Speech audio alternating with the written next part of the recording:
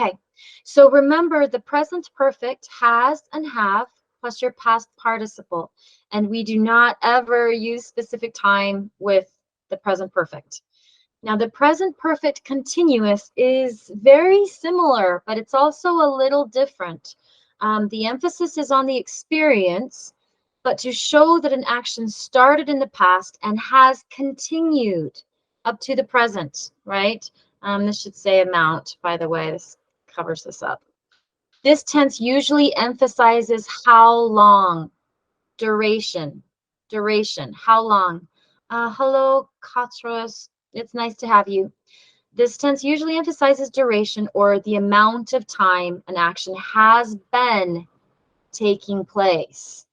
So, for example, when you came to class tonight, I said, hey, how have you been doing? Or how have things been going? And I'm talking about now, but I'm also talking about over the weekend. I'm talking about lately, right? Recently. With the present perfect, we might be talking about things that are years old, right? Have you ever been to Riyadh? Yes, I have been to Riyadh. It was 20 years ago. There's the simple past. So we've got two tenses here, right? We have the present perfect. I've been to Riyadh. Have you ever been to Riyadh? But here's the simple past. 20 years ago. It was a long time ago. Whereas the present perfect continuous is usually about now. It's lately, last week, yesterday, today, now. So we have duration from the past until now.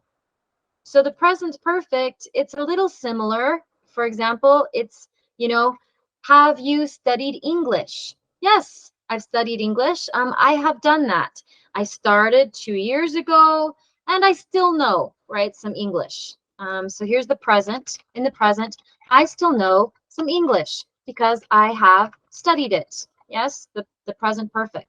With the present perfect continuous, you would say, I have been studying, and it's still the same kind of timeline. It's right here. So the past and the present. And it means, yes, I have studied, and I am studying. The present perfect continuous is almost like the present perfect plus the present continuous. It's almost like both. I am doing that now. So for example, let's see. You have been talking for an hour, and we're using has have plus been. As soon as you use been, you must use ing. You must use the present participle with ing. Has have been ing. Been doing, been going, been learning. What have you been learning? Where have you been going? What have you been seeing? You must use the ing after you use been, okay? Duration from the past until now. You have been talking for an hour. When will you be finished? You started talking here. Now it is, 1 a.m. You're still talking. It's happening now. What have they been doing out there in the garden? So for example, Bader worked in the garden last week with his brother.